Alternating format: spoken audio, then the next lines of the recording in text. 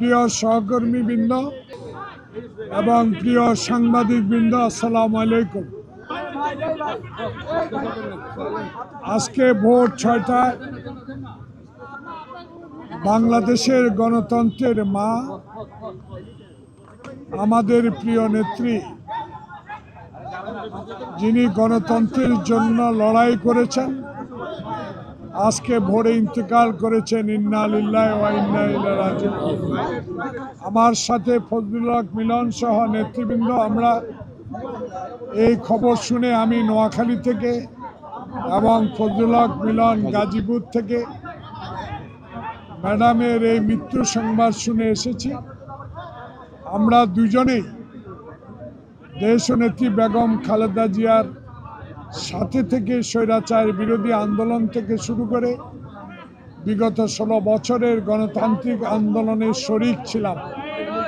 আজকে আমরা মাহারা গণতন্ত্রের সেই মহানায়ক যিনি ছিলেন দেশনেত্রী আমাদের থেকে বিদায় নিয়েছেন।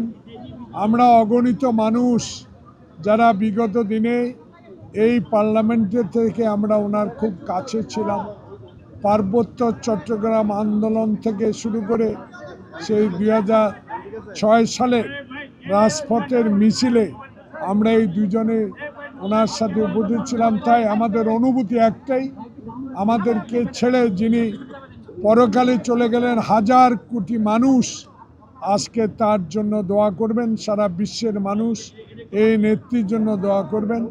একটু পরে আমাদের স্ট্যান্ডিং কমিটির মিটিং হবেন, জাতীয় নেতৃবৃন্দ আর বিশদভাবে আপনাদেরকে জানাবেন। আমরা আল্লাহর কাছে আপনাদের মাধ্যমে একজন রাজনৈতিক সহচর হিসাবে দেশনেত্রীর জন্য আপনাদের মাধ্যমে দেশবাসীর কাছে দোয়া চাচ্ছি। আল্লাহ সবাইকে সুস্থ রাখুন, দেশনেত্রীকে আল্লাহ পাক বেশ নসিব করুন। আসসালামু আলাইকুম। Next level, well done, side by side, fridge.